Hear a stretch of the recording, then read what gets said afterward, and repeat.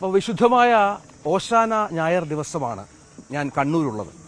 കണ്ണൂരിൽ തുടർച്ചയായ 3-ാം തവണ മത്സരത്തിനുള്ള മന്ത്രി കൂടിയായ ഇടതുപക്ഷത്തെ കരുത്തൻ ശ്രീ രാമേന്ദ്രൻ കടന്നപ്പള്ളി എന്നോടൊപ്പമുണ്ട്. സാർ നമസ്കാരം. ഇന്നിപ്പോൾ നമ്മൾ കണ്ടുമുട്ടുന്നത് ഈ പള്ളിയുടെ മനോഹരമായ ഒരു വിശുദ്ധ അന്തരീക്ഷത്തിലാണ്. വിശ്വാസികളുമായൊക്കെയുള്ള ബന്ധം, എല്ലാ വിഭാഗങ്ങളുടെ ബന്ധം എപ്പോഴും കാത്തുസൂക്ഷിക്കുന്ന രീതിയിൽ എങ്ങനെയാണ് അതിനെയൊന്ന് താങ്കൾ കാണുന്നത്? അതായത് ഇത് ഞാൻ ഏത് സമയത്തും ക്രൈസ്തവ ദേവാലയങ്ങളിൽ അവരുടേതായ ദിനാചരണങ്ങളിൽ, അതുപോലെ തന്നെ മുസ്ലിം സഹോദരങ്ങളുടെ പുണ്യദിവസങ്ങളിൽ, ക്ഷേത്രങ്ങളിലൊക്കെ തന്നെ ആ ദിവസത്തിൻ്റെ പ്രാധാന്യം കൂടി കണക്കെടുത്തുകൊണ്ട് തെരഞ്ഞെടുപ്പാകണമെന്നില്ല. തെരഞ്ഞെടുപ്പതിന് യാതൊരു ബന്ധമില്ല. തെരഞ്ഞെടുപ്പ് ഇത് ഞാൻ സാധാരണ ഇവിടെ വരുന്നത്. ഇവിടെ പാതിരാ കുർബാന കഴിഞ്ഞിട്ടാണ് കൃഷ്ണൻ പോകുന്നത്. 1 മണിക്ക് പോകുമ്പോൾ ചിലപ്പോൾ എന്നെ അറിയിച്ചത്.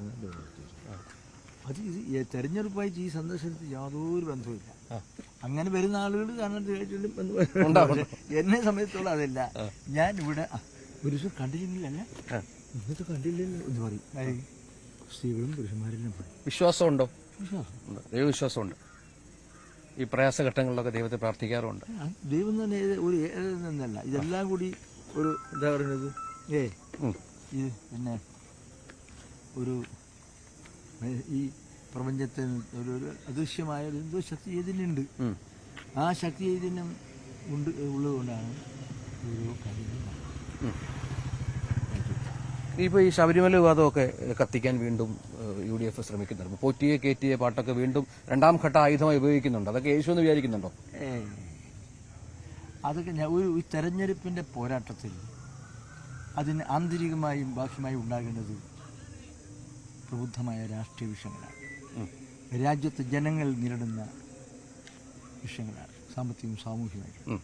അതൊന്നുമില്ലാതെ ഇന്ന് കിട്ടി അത് ഉപയോഗപ്പെടുത്തിയിട്ട് ചെയ്യാന്ന് പറഞ്ഞാൽ അതിലൊരു ഇതാണ് ഒരു വിശുദ്ധ രാഷ്ട്രീയത്തിന് ഭാഗമൊന്നല്ല. അതൊരു ശബരിമലയൊക്കെ ജനങ്ങൾ ചർച്ച ചെയ്യേണ്ട വിഷയം തന്നെ അല്ലേ? ശബരിമല ചർച്ച ചെയ്യുന്നത് അതൊക്കെ ചെയ്യും, മനസ്സിലായില്ലേ? ഇതിൽ പങ്കെടുക്കുന്നതും പങ്കെടുക്കാത്തവരും വിശ്വാസം എല്ലാവരും ഉണ്ടാവും. അതുപോലെ സാഹചര്യങ്ങളെ രാഷ്ട്രീയവൽക്കരിച്ച് പ്രയോജനപ്പെടുത്തുക എന്നതല്ലാതെ വിശ്വാസങ്ങളുമായി ബന്ധപ്പെട്ടുകൊണ്ട് ശബരിമലയിലെ വിശ്വാസത്തെ അതിലംഘനം ചെയ്തു എന്ന ഹൃദയവേദനയോടുകൂടിയല്ല, കിട്ടിപ്പോയി ഒരായുധം നിലനിൽക്കാം. അതാണ് ശരിക്കും വിശ്വാസികൾക്കൊപ്പം നിൽക്കുന്ന മുന്നണി ഏതാണ്? വിശ്വാസികൾക്ക് മുന്നണി നിൽക്കുന്നതല്ല, ഏത് മുന്നണിക്കകത്തും വിശ്വാസികളുണ്ട്, വിശ്വാസങ്ങളുണ്ട്, മനസ്സിലായില്ലേ? അപ്പം ഞാൻ വിശ്വാസം എന്ന് പറയുന്നത് ഒരു ഉത്കൃഷ്ടമായ മാനുഷികമായ ഭാവമാണ്. അതുണ്ട്. ഞാൻ പള്ളിയിൽ പോവും, മുസ്ലിം പള്ളിയിൽ പോവും, ഹൈന്ദവ ക്ഷേത്രങ്ങളിൽ പോവും. അതെല്ലാം പോയി അവിടെ പ്രാർത്ഥിക്കുകയാണ്. അവിടുത്തെ ആചാരങ്ങൾക്കനുസരിച്ച് ഞാൻ ഇവിടുത്തെ എല്ലാ സന്ദർഭങ്ങളും ഈ പള്ളിയിൽ വന്നിട്ട് പോവും. അത് മന്ത്രിയായിരുന്നാലും MLA ആയിരുന്നാലും ഇതൊന്നും അല്ലായാലും ആരായാലും എല്ലാം തന്നെ ഞാൻ അവിടെ ഒരു ഭക്തൻ നിന്നൊക്കെ അവിടെ വന്നു. അതാണ് ഇപ്പോൾ പള്ളിയിലാണെങ്കിൽ ശരി, നബിദിന ദിവസമാണെങ്കിൽ 71 തുടങ്ങിയ തെരഞ്ഞെടുപ്പ് പോരാട്ടമാണ് അല്ലേ? എന്റെ കണക്ക് ശരിയല്ലേ? 45 വർഷം, 46-ാമത്തെ വർഷമാണെന്ന് തോന്നുന്നു. 71 26-ാമത്തെ വയസ്സിൽ ഏറ്റവും പ്രായം കുറഞ്ഞ പാർലമെന്റ് മെമ്പറായി കാസർഗോഡ് നിന്ന് തോൽപ്പിച്ചത് ചില്ലറക്കാരനല്ല. അതൊക്കെ ആ തെരഞ്ഞെടുപ്പ് കാലമൊക്കെ ഓർമ്മയുണ്ടോ? ഇപ്പൊ നമ്മൾ ഒരുപാട് ജൻസി കാലമാണല്ലോ. പിന്നെ എങ്ങനെയായിരുന്നു അന്നൊക്കെ കാര്യങ്ങൾ? അതൊക്കെ ഇന്നത്തെ മാതിരിയല്ല. സാങ്കേതിക ഭൗതികതയാണ് ഇന്ന്. അത് രാഷ്ട്രീയം പറയുന്നു, രാജ്യത്തെ കാര്യങ്ങൾ പറയുന്നു, മനസ്സിലായില്ലേ?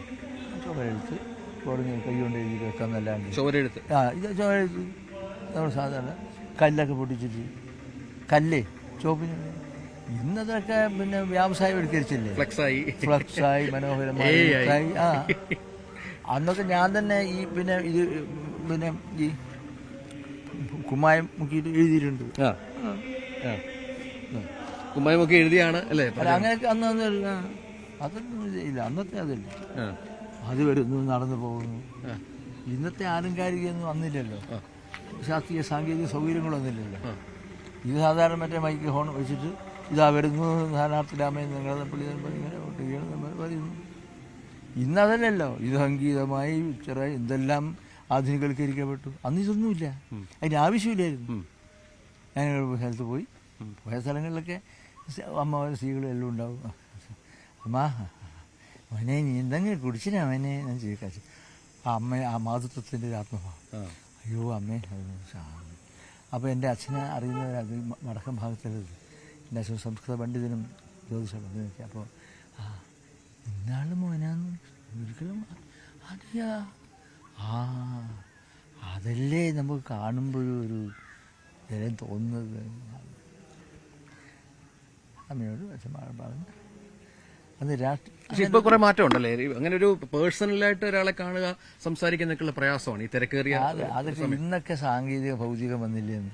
ആ മാനുഷികമായ ഭാവങ്ങളും ആത്മബന്ധങ്ങളും സ്നേഹാദരങ്ങളൊക്കെ തിരുഭൂതമാക്കപ്പെട്ടില്ലേ വിഷാദ സാങ്കേതിക ഭൗതിക സാഹചര്യങ്ങൾ വന്നതുകൊണ്ട്. ഗാന്ധി മുമ്പ് പറഞ്ഞിട്ടുണ്ട് ശാസ്ത്ര സാങ്കേതിക ഭൗതിക നേട്ടങ്ങൾ മനുഷ്യൻ്റെ ബൗദ്ധികമായ കഴിവുകളെയും ശാരീരികമായ കഴിവുകളെയും നിഷ്ക്രിയമാക്കുന്ന ഒരു സാഹചര്യം അതിങ്ങനെ നേരിടണമെന്ന് ആലോചിക്കേണ്ടി വരുമെന്നാണ് മഹാത്മാഗാന്ധി അന്ന് പറഞ്ഞത്. 80 മുതൽ LDF-നൊപ്പം ഉറച്ചു നിൽക്കുന്ന ഒരാളാണ് അല്ലേ. പിന്നെ അതിനുശേഷം എപ്പോഴെങ്കിലും LDF-നുമായിട്ട് എന്തെങ്കിലും ഒരുപാട് ആളുകൾ ഇപ്പോൾ LDF വിട്ടു പോകുന്നുണ്ട്. ജി സുധാകരൻ പോലും CPM വിട്ടുപോകുന്ന പശ്ചാത്തലമുണ്ട്. അപ്പോൾ അതിലെന്താ അങ്ങനെ അതിനോടൊരു വിശ്വാസം എന്താണ്? അതായത് അന്ന് ഈ LDF ചേരുന്ന സമയത്ത് ആന്റണി മഞ്ഞാണ്ടി എല്ലാം ഉണ്ടായിരുന്നു. ആ ചേർന്ന് നിൽക്കുമ്പോഴാണ് മുന്നോട്ട് പോകുമ്പോഴാണ് ഞാൻ ഈക്കൂറിലെ MLA ആയിരുന്നു. ആ സന്ദർഭത്തിലാണ് ഇങ്ങനെ ഒരാലോചിച്ച് മുന്നണി വിടുക. ഞാൻ പറഞ്ഞു ഞാൻ ഇടതുപക്ഷ ജനാധിപത്യത്തിൻ്റെ വോട്ട് വാങ്ങിച്ച് എന്നെ ഇടതുപക്ഷ ജനാധിപത്യ സ്ഥാനാർത്ഥിയായി എന്നെ വിജയിപ്പിക്കണമെന്ന് പറഞ്ഞു. അവർ വിജയിപ്പിച്ചു. അത് കഴിഞ്ഞ് 2 കൊല്ലം കഴിയുമ്പോൾ തോൽപ്പിച്ച അവരുടെ കൂടെ പോയി ജയിപ്പിച്ച കൂട്ടർ തള്ളിപ്പറയുന്ന ഒരു രാഷ്ട്രീയം ഞാൻ വിശ്വസിക്കുന്നില്ല. ഞാനൊരു ഗാന്ധി മൂല്യം വിശ്വസിക്കുന്ന ഒരാളാണ്. പ്രതിബദ്ധത, സത്യസന്ധത. ഞാനിവിടെ ഉണ്ട്, സ്ഥാനമാനങ്ങളൊന്നും പ്രശ്നമല്ല എന്ന് പറഞ്ഞു. അങ്ങനെ അവിടെ തന്നെ നിന്നു. ഒരുപാട് മഹാരഥന്മാരൊക്കെ വിട്ടുപോയി. പക്ഷെ അവിടെ നിന്നു. വന്നപ്പോൾ അങ്ങോട്ടും ഇങ്ങോട്ടൊന്നും പോയിട്ടില്ല. സ്ഥാനമാനങ്ങളും പദവികളും തർക്ക വിഷയമായി എടുത്തിട്ടില്ല. ഇതൊക്കെ ചില വിശ്വാസങ്ങൾ.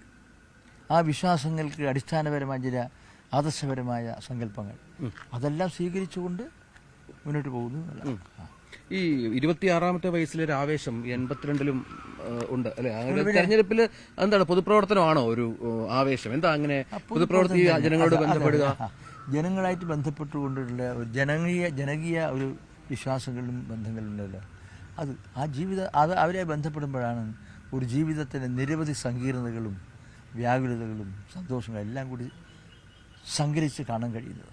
നമ്മളൊക്കെ സ്കൂളിൽ പോകുമ്പോൾ പുസ്തകം വാങ്ങാൻ കഴിയില്ല സാഹചര്യം. കോളേജിൽ പോയി ഉച്ചക്ക് ഭക്ഷണം കഴിച്ചിട്ടില്ല. അപ്പോൾ ഇങ്ങനെ ജീവിത ദുഃഖങ്ങൾ അറിഞ്ഞ നിങ്ങൾ നേരെ 7-ാം ക്ലാസ്സിൽ ഞാൻ 6-ാം പാസ്സാകുമ്പോൾ ഞാൻ പറയുന്ന നിൻ്റെ പുസ്തകം ഒന്ന് പകുതി വിലക്ക് തരണേ എന്ന് പറഞ്ഞ് അങ്ങനെ പകുതി വിലക്ക് തന്നിട്ടുണ്ട്. അച്ഛന്മാർ അവരൊക്കെ സൗജന്യമായിട്ട് തന്നിട്ടുണ്ട്. ഇങ്ങനെയൊക്കെ പഠിച്ചതാണ്. സ്കൂളിൽ പോകുമ്പോൾ ഉച്ചക്ക് ഭക്ഷണം കഴിച്ചില്ല. ആരും നീ എന്നും കഴിച്ചു എന്നൊരു ഇങ്ങനെ അന്ന് പറഞ്ഞാൽ ജീവിതത്തിൻ്റെ സങ്കീർണതകളും വേദനകളും പ്രയാസങ്ങളും അറിഞ്ഞു വന്നതുകൊണ്ട് ഇന്ന് ഞാൻ ഏത് പദവിയിൽ എത്തുമ്പോഴും അതൊന്നും ഞാൻ മറന്നിട്ടില്ല. മറക്കാൻ എനിക്ക് കഴിയില്ല.